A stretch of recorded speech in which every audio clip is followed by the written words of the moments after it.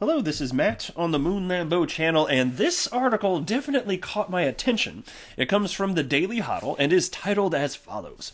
Ripple executive says he sold 40,000 Ethereum at $1 and unloaded painful amounts of Bitcoin and XRP. Some of you will already know just through that headline who is being discussed here. It is none other than Ripple CTO and co-creator of the XRP ledger, David Schwartz.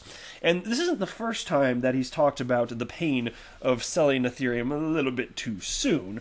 But he opened up a little bit more. There's actually a whole thread that I want to share with you. I love getting insight and just perspective from David Schwartz in general. And so this was interesting to me. He just kind of shares his thoughts on just like reducing risk from investments, specific investments over time, and just the way he looks at investing in crypto in general. I think we can glean some insight there. But before we go any further, ladies and gentlemen, boys and girls, if you would please ever so delicately tap that like button, I would definitely appreciate the support, because if you do, it will simply tell the YouTube algorithm, the YouTube machine, that you don't completely hate this particular Moon Lambeau content, and the algorithm will then, as a result, likely push this or suggest the content for more individuals. So it would be helpful. I would appreciate it. Don't cost you nothing to do so. And also go ahead and subscribe to the Moon Lambeau channel, because until you do, and I think you know this deep down, don't be a denier, your life will never truly be complete. You need some Moon Lambeau up in your life, damn it. Plus it's free, right? You know the price is right. So here's the actual thread, and here I'll share with you where it stemmed from. It was a tweet from General Hodl on the Twitters, who tagged Tiffany Hayden and AMTV Media, who is Christopher Green, and wrote, so Tiffany Hayden, Christopher Green, let's debate on this, guys, what's going on? And then shared, there's this little screen grab here of Tiffany Hayden tweeting out on October 10th, keep holding XRP if you want to remain poor. And then Christopher Green tweeted out, and I think it was unrelated, but they just kind of smashed these two pictures together, as far as I know anyway. Christopher Green tweeted, don't buy XRP because you want to get rich. Buy it so you don't stay poor. So very opposing viewpoints there. Now, I will share with you, I'm not going to get deep into price in this, but I will share my opinion on this since we're just sitting here.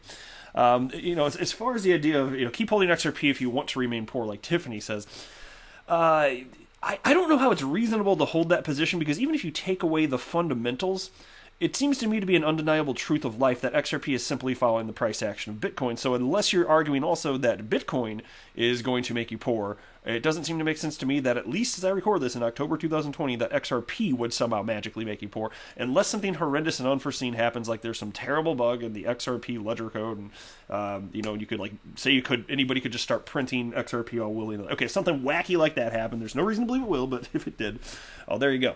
And look, I don't have a financial background, so don't buy or sell because of anything that I say or write. I'm just sharing my everyday Joe Schmo opinion here, so it's not advice, no financial background whatsoever. But that's the way that I frankly look at it. And so that was retweeted by Shane Ellis, and he wrote a tweet that has enough curse words, I'm not even going to try and censor it. You can look at your screen if you want to read it. But General Hodl responded to Shane Ellis and wrote, what about David Schwartz? Is he a scammer too? And then Shane Ellis wrote, anyone pushing XRP while de-risking is exit scamming. You can't go around trying to build faith in others for XRP while you yourself have no faith in it and feel de-risking is the best option. And I couldn't disagree with that more. I've talked about this concept because, look, and I'll be transparent about it. I don't have to, but I'm going to be transparent when I get to this point.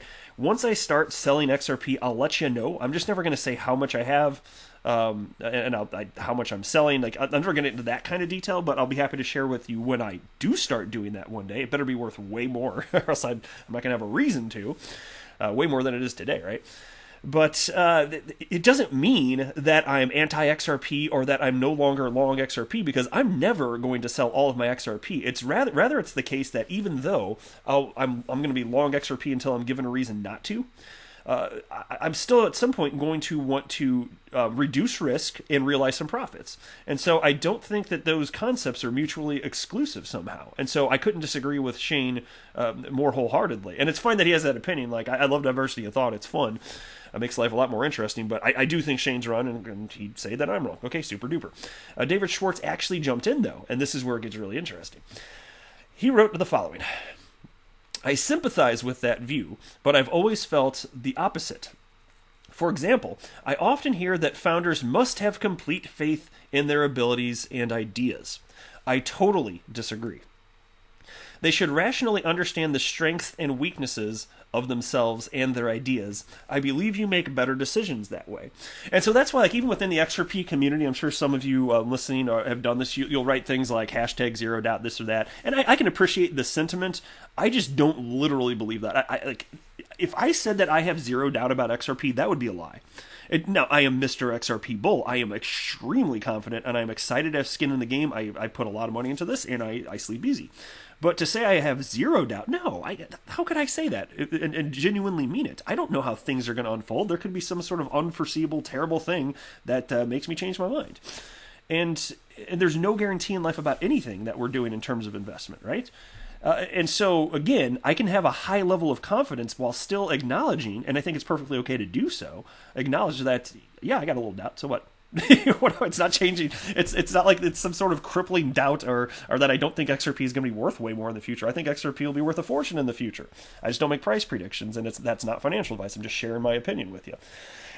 David Schwartz then wrote, where's the next one? I think it was this. Yeah, here we go. On the de-risking. I'm a risk-averse person with people who depend on me financially and emotionally. Fate caused me to put a lot of eggs in one basket. My job, my reputation, Ripple stock, XRP, and so on. I like that basket, but the risk is very high in the entire cryptocurrency space. I'm just too rational to pretend otherwise and suggest others do the same. Ding, ding, ding. Mr. Schwartz, I could not agree with you more. And it's not heresy to state that you have doubt in XRP to some degree. Like I do, I'm going to openly acknowledge it. I don't think that's a bad thing. It just means that you're being a rational, thoughtful adult. And I still have tons of confidence. But my gosh, let's just be real about it. And so that's why, nothing against any of you that listening that use the hashtag zero doubt. Like, I appreciate the sentiment, to be honest. So, I don't mind it one bit. I just am not going to use it because it's not literally true for me, right? But and again, I do feel like Miguel Villas, even he's the one that has most famously used it, in my opinion. He no longer with Ripple. He was a Ripple employee. He's the head of XRP markets, and he'd always talk about hashtag zero doubt and say that. And I'm like, I appreciate it. I can appreciate it, and I do mean that. But I don't feel the same. Right? Then somebody named Major Banks responded to David Schwartz and wrote, David, why didn't the banks Brad spoke of in 2018 and 19 who were going to use XRP materialize? Was this part of the reason you choose to de-risk? Well, and I'll share my thought on that too. As far as banks utilizing XRP via on-demand liquidity, we don't have news of any today being active.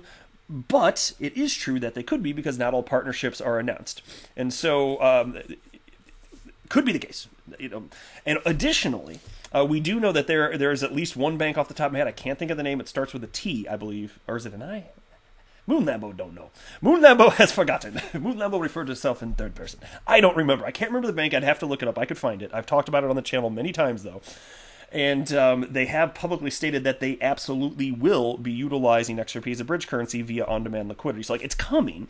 It's just, banks are more risk-averse than remittance companies historically. And so, as far as client acquisition for Ripple, the low-hanging fruit, it's simply banks. Or not banks. Well, banks for the messaging portion. But in terms of onboarding customers with on-demand liquidity, it would be the remittance firms first. That makes all the sense in the world.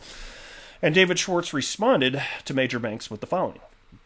My decision to de-risk was made in 2012 or so when I discussed investing in cryptocurrencies with my wife. She insisted we agree on a de-risking plan right then. And I must say that every Bitcoin I sold for $750 or XRP for 10 cents hurt.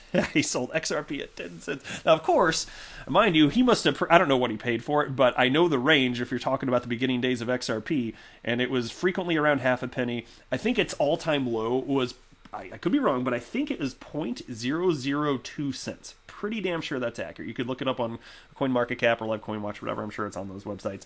But yeah, I'm pretty sure it's 0.002 cents.